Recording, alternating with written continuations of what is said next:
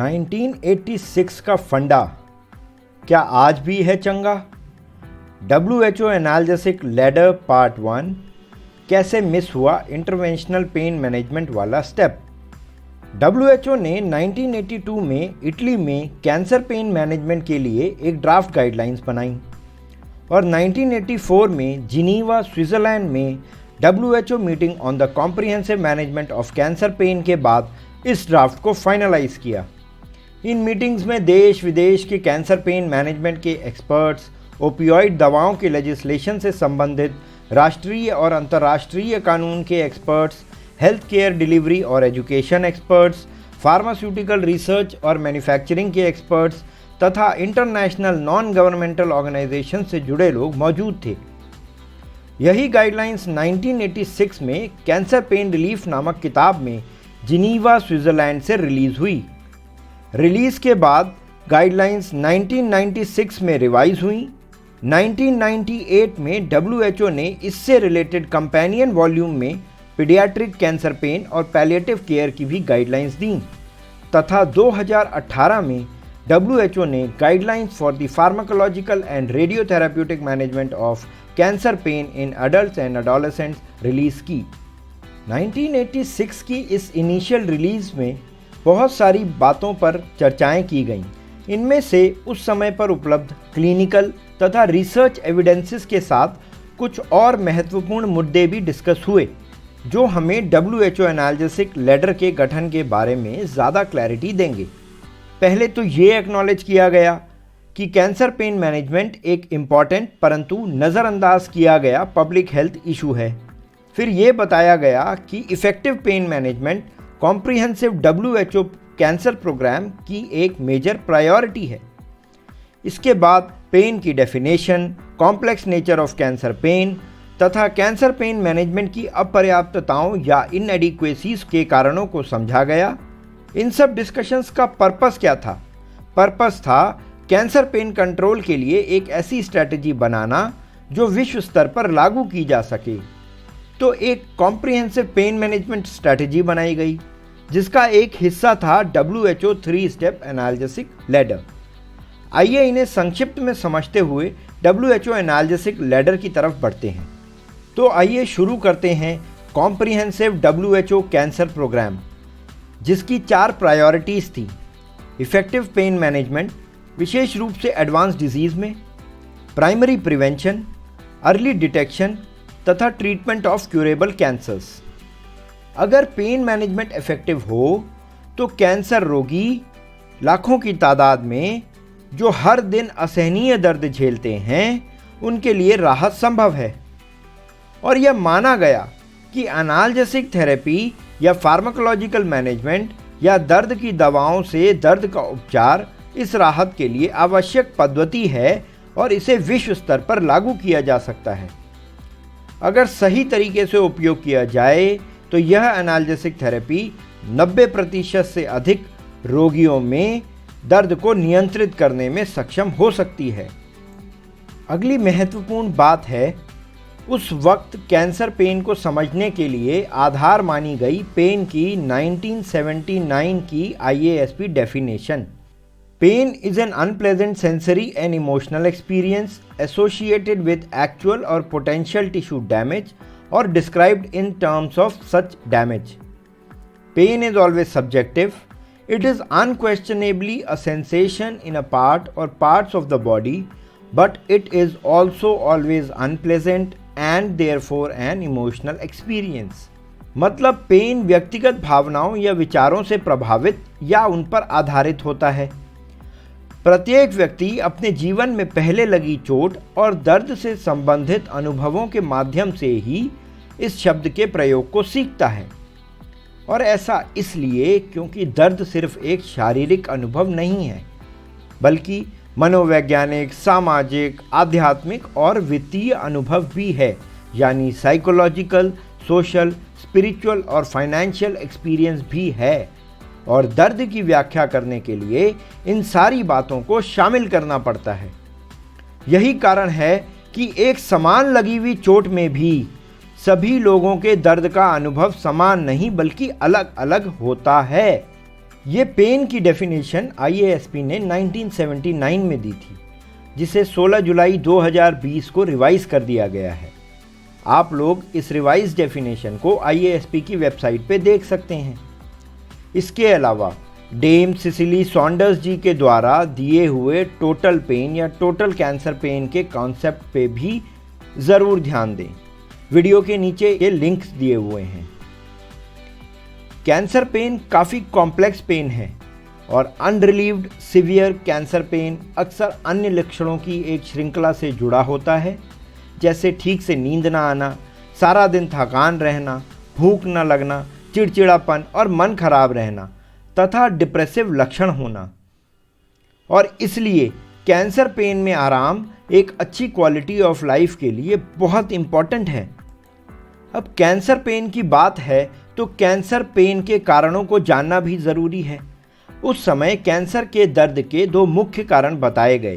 पहला और सबसे आम कारण ट्यूमर खुद तथा उसका फैलाव, जिसे मेटास्टेसिस भी कहते हैं, यानी metastatic bone disease, nerve compression, hollow viscous का कंप्रेशन एंड रेट्रोपेरिटोनियल इन्वॉल्वमेंट। और दूसरा कारण कैंसर की चिकित्सा, जैसे सर्जरी, कीमोथेरेपी या रेडिएशन थेरेपी के परिणाम स्वरूप होने वाला दर्द।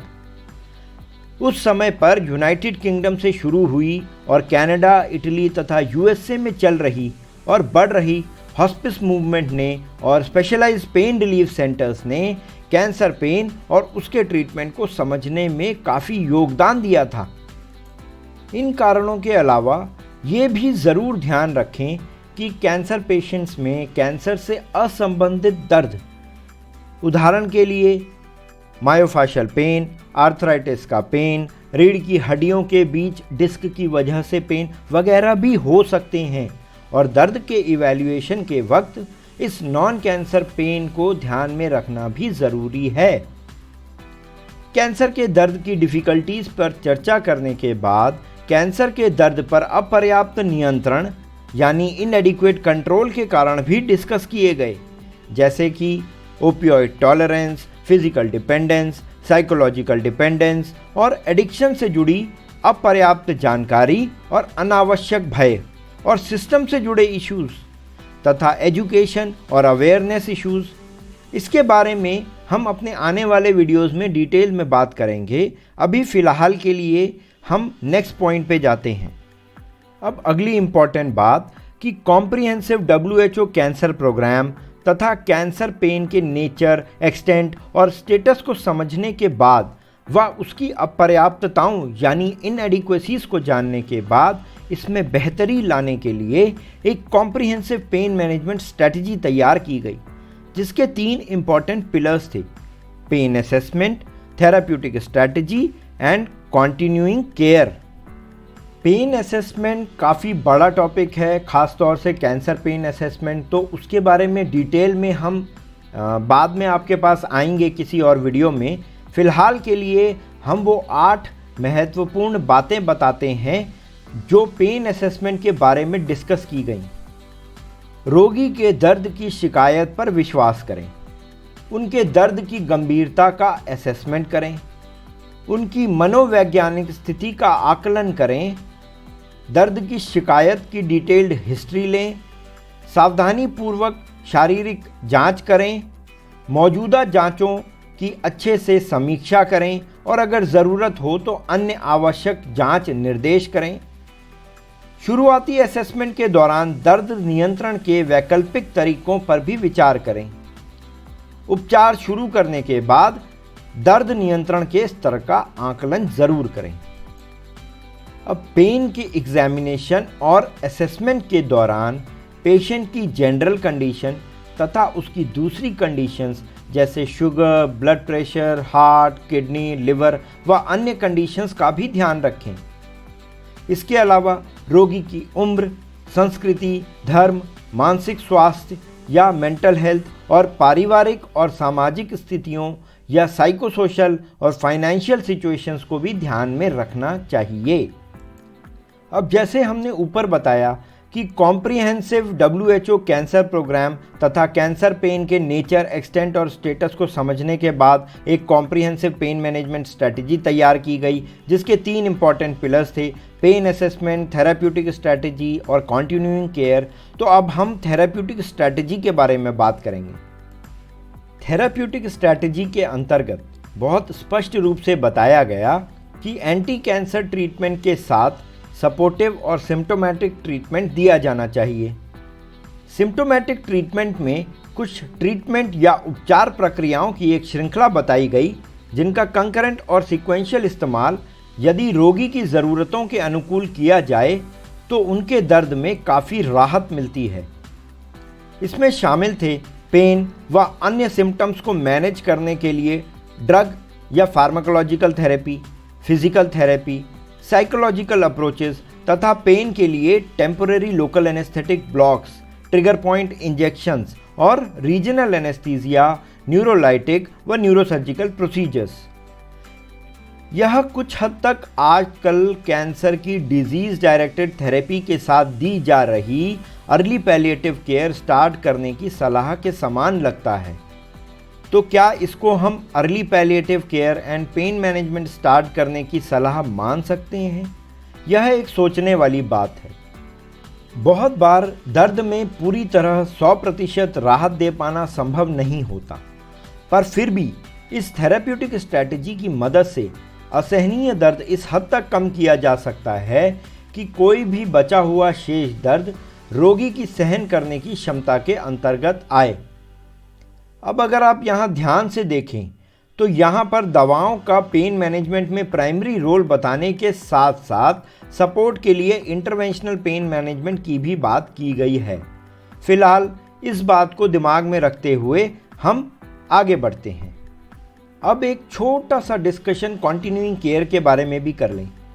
कॉन्टिन्यूइंग केयर, जो कि कैंसर केयर की एक बहुत महत्वपूर्ण कड़ी है और कैंसर केयर और कैंसर पेन मैनेजमेंट के लूप को कंप्लीट करती है, बहुत ज़रूरी है।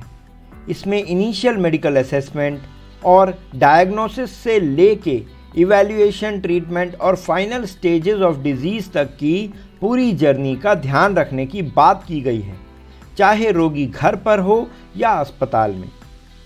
कॉन्टिन्यूइंग केयर सामाजिक अलगाव या सोशल आइसोलेशन को प्रिवेंट करने के लिए अत्यंत ज़रूरी है और इसके मेजर कंपोनेंट्स हैं दर्द और अन्य कष्टदायक लक्षणों से राहत, रोगी के लिए मनोवैज्ञानिक देखभाल, खराब परिस्थितियों में भी रोगी को यथासंभव सक्रिय रूप से जीने में मदद करने के लिए सपोर्ट सिस्टम तथा बीमारी और शोक के दौरान रोगी के परिवार के लिए मनोसामाजिक देखभाल।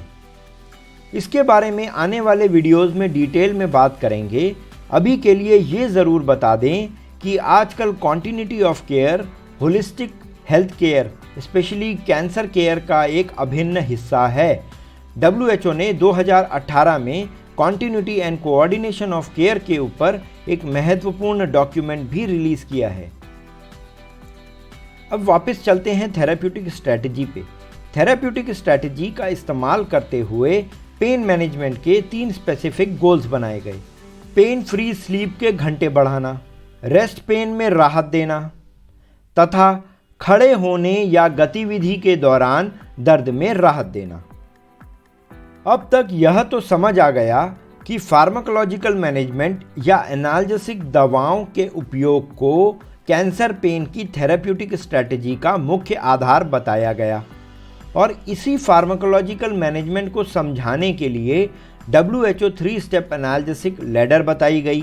ये इसलिए बताया गया कि यदि डॉक्टर्स और हेल्थ केयर प्रोफेशनल्स कुछ दवाओं का अच्छी तरह से उपयोग करना सीख जाएं, जो कि उनके लिए आसान है, तो ज़्यादा लोगों तक यानी वाइडर पॉपुलेशन तक पेन रिलीफ पहुंच सकेगा। उस समय पर 3 मेल एनाल्जेसिक्स जिन पे ये लैडर बेस्ड थी वो थे एस्पिरिन, कोडीन और मॉर्फिन। पर क्योंकि एनाल्जेसिक दवाएं सभी तरह के दर्द में समान रूप से आराम नहीं पहुंचा पाती, इसलिए इंजेक्शंस या सर्जिकल प्रोसीजर्स के माध्यम से दर्द की दवाएं भी दी जा सकती हैं। इसी टेक्निक को आज इंटरवेंशनल पेन मैनेजमेंट के नाम से हम सब लोग जानते हैं। इसके लिए भी ट्रेनिंग और स्पेशलाइज सेंटर्स उस ज़माने में काफ़ी कम थे, पर आजकल ये सुविधा और इससे जुड़े स्पेशलिस्ट डॉक्टर्स और हेल्थ केयर प्रोफेशनल्स भी काफ़ी जगह उपलब्ध हैं। इसलिए इसका उपयोग भी बढ़ा है और रिलीफ के आयाम भी बढ़े हैं। बाद में इस कॉन्सेप्ट में हल्का मॉडिफिकेशन किया गया और 2018 के रिवाइज गाइडलाइंस में फार्माकोलॉजिकल के साथ साथ रेडियोथेराप्यूटिक इंटरवेंशंस दोनों को ही कैंसर पेन ट्रीटमेंट का मुख्य आधार बताया गया। WHO एनाल्जेसिक लैडर पेन की गंभीरता या सिवियरिटी के आधार पर पेन मैनेजमेंट के लिए एक जनरल गाइड है और टीचिंग टूल के रूप में बहुत उपयोगी है।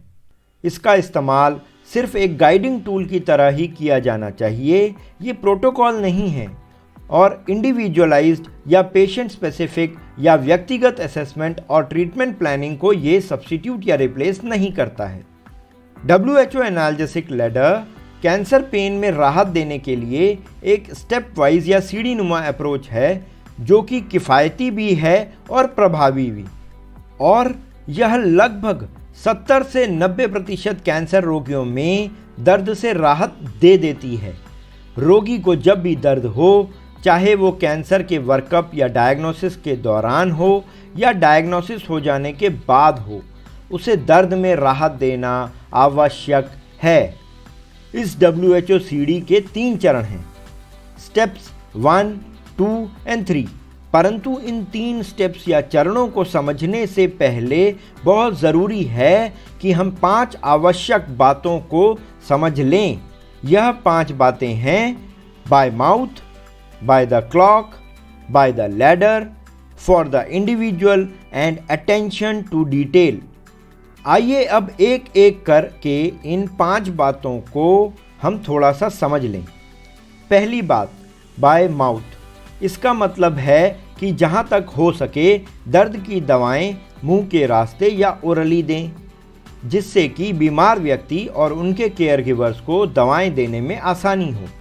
परंतु जो रोगी मुंह के रास्ते दवा नहीं ले पाते हैं, जैसे कि जिनके मुंह में बहुत ज़्यादा छाले हैं या जिनको बार बार वॉमिटिंग हो रही है या जिनके पेट और आंतों में कुछ रुकावट है, उन रोगियों को दर्द की दवाएं इंजेक्शन या गुदा के रास्ते दी जा सकती हैं। यह ध्यान रखना महत्वपूर्ण है कि एक बार वॉमिटिंग्स को कंट्रोल करने के बाद आमतौर पर वापस मुंह के रास्ते से दवा देना काफ़ी बार संभव हो पाता है। मुंह से दवा लेने से रोगी व्यक्ति की एक्टिविटीज़ में कोई रेस्ट्रिक्शंस या रुकावटें नहीं आती हैं और वह अपने दिन भर के काम तथा लोगों से मिलना जुलना वगैरह कर पाते हैं। जबकि अगर इंजेक्शन के माध्यम से दवा लें तो या तो पेशेंट को हॉस्पिटल में या घर में रहना पड़ेगा, यानी उनकी एक्टिविटीज़ में रेस्ट्रिक्शंस या रुकावटें आएंगी और कुछ अतिरिक्त लोगों की भी, जैसे नर्स या केयर गिवर्स की भी आवश्यकता होगी। इंजेक्शंस के काफ़ी सारे तरीके हैं, जैसे इंट्रावीनस, इंट्रामस्कुलर और सबक्यूटेनियस। WHO ने अपने 1996 की सेकेंड एडिशन गाइडलाइंस में कॉन्टिन्यूस सबक्यूटेनियस इन्फ्यूजन्स को खास तौर पे मेंशन करते हुए इसे पेन कंट्रोल का एक महत्वपूर्ण और उपयोगी तरीका बताया है। अब चलिए दूसरी बात पे आते हैं। दूसरी बात है बाय द क्लॉक, यानी घड़ी देखकर समय पर दवाइयाँ दें, न कि आवश्यकता अनुसार या as and when required basis पर। सही मात्रा में सही समय पर दी गई दवाई दर्द की रोकथाम के लिए अनिवार्य है तथा पिछली खुराक का प्रभाव पूरी तरह से समाप्त होने से पहले अगर अगली खुराक मिल जाए तो इससे दर्द में लगातार कंट्रोल बना रहता है।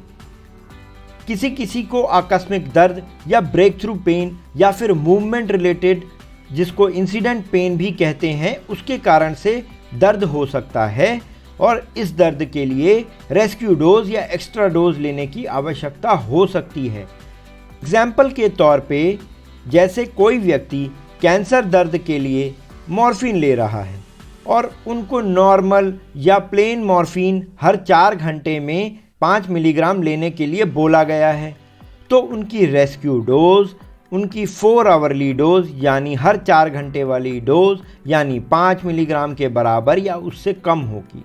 That is 50% to 100% of the 4 hourly dose.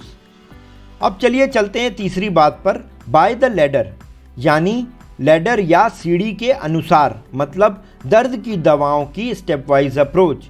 यहीं पर हम बात करेंगे WHO के उन 3 इंपॉर्टेंट स्टेप्स की। इस WHO सीढ़ी के 3 स्टेप, पहले स्टेप पर हैं नॉन ओपियोइड दवाइयाँ, एग्जाम्पल पैरासीटामोल या non steroidal anti inflammatory drugs जिनको NSAIDs भी कहते हैं, तथा कुछ सहायक दवाइयाँ जिनको एडजुवेंट मेडिकेशंस भी कहते हैं। अगर इससे दर्द में आराम नहीं आता तो फिर अगले स्टेप पे आती हैं opioid for mild to moderate pain, यानी मध्यम दर्द में इस्तेमाल की जाने वाले ओपियोइड्स जैसे कि कोडीन तथा कुछ सहायक दवाइयाँ या एडजुवेंट मेडिकेशंस। नॉन ओपियोइड दवाएं विशेष रूप से NSAIDs प्रोस्टाग्लैंडिन सिस्टम्स को इनहिबिट करके पेरिफेरली काम करती हैं, जबकि ओपियोइड दवाएं स्पेसिफिक ओपियोइड रिसेप्टर्स के माध्यम से सेंट्रल नर्वस सिस्टम पे कार्य करती हैं और एक एडिटिव इफेक्ट प्रदान करती हैं। इसके अलावा एडजुवेंट दवाएं भी जैसे antidepressants, anticonvulsants, corticosteroids etcetera ऐसे ही एडिटिव इफेक्ट प्रदान करती हैं। जब इन स्टेप 2 की दवाइयों से भी दर्द में आराम ना मिले तो थर्ड या अंतिम स्टेप पे जाते हैं, यानी मॉडरेट टू सीवियर पेन में दिए जाने वाले ओपियोइड्स जैसे कि मॉर्फिन तथा कुछ सहायक दवाइयाँ या एडजुवेंट मेडिकेशंस। WHO के हिसाब से एक समय पर प्रत्येक ग्रुप से केवल एक ही दवा का उपयोग किया जाना चाहिए। मतलब अगर आप एक स्टेप 2 ओपियोइड का इस्तेमाल कर रहे हैं तो उसका ही डोज एडजस्टमेंट करें, ना कि सेम ग्रुप की एक और ओपियोइड दवा ऐड करें। यदि डोज टाइट्रेशन या एडजस्टमेंट के बाद भी स्टेप 2 की दवा प्रभावी होना बंद कर देती है, यानी दर्द में आराम देना बंद कर देती है, तो समान प्रभाव या सेम इफेक्ट या सेम ग्रुप वाली दूसरी स्टेप 2 ओपियोइड पर स्विच ना करें, बल्कि अगले स्टेप पे या स्टेप 3 पर बढ़ जाएं और स्टेप 3 की ओपियोइड दें।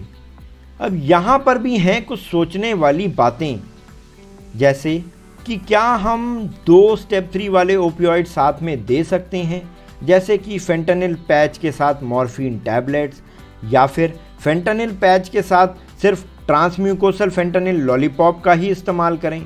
ओपियोइड रोटेशन, ओपियोइड स्विचिंग क्या होता है, कैसे काम करता है और कितना इफेक्टिव है, एटसेट्रा एटसेट्रा। इस बारे में हम अपने आने वाले वीडियोस में डिटेल में बात करेंगे। एक और सोचने वाली बात बता दें, WHO लैडर में इंटरवेंशनल पेन मैनेजमेंट क्या सही में मिसिंग है? तो इसको ऐसे समझते हैं कि थेराप्यूटिक स्ट्रैटेजी एक ब्रॉड टर्म है जिसके अंतर्गत आते हैं काफ़ी सारे पेन मैनेजमेंट के तरीके, जिनमें से एक है दवा से मैनेज करने का तरीका और एक है इंटरवेंशनल सपोर्ट, और दवाइयों के दर्द से मैनेज करने की गाइडेंस देती है WHO लैडर, जो कि एक फार्माकोलॉजिकल लैडर है, इंटरवेंशनल लैडर नहीं।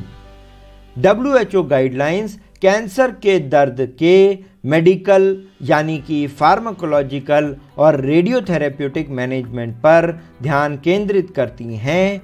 यह ट्रीटमेंट के अन्य तौर तरीकों के बारे में भी बताती या सूचित ज़रूर करती हैं, पर उसको बहुत डिटेल में डिस्कस नहीं करती, जैसे कि एनेस्थेटिक, न्यूरोसर्जिकल तरीके, साइकोलॉजिकल तरीके, फिजियोथेरेप्यूटिक, स्पिरिचुअल और सोशल इंटरवेंशंस। अब आते हैं चौथी बात पर, फॉर द इंडिविजुअल, यानी इंडिविजुअल या व्यक्ति विशेष के अनुसार।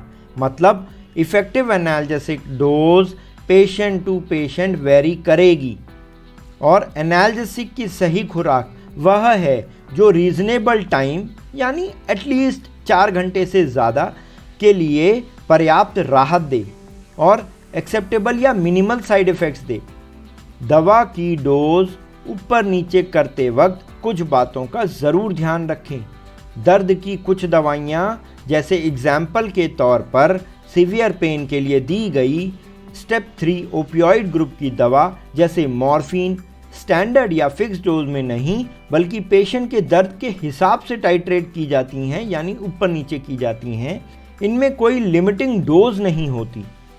इसलिए हम ये भी पढ़ते हैं कि there is no ceiling dose for step 3 opioid like morphine. यही मतलब है उसका। इस दवा की कमती बढ़ती के दौरान साइड इफ़ेक्ट्स या एडवर्स इफ़ेक्ट्स को क्लोजली वॉच किया जाता है।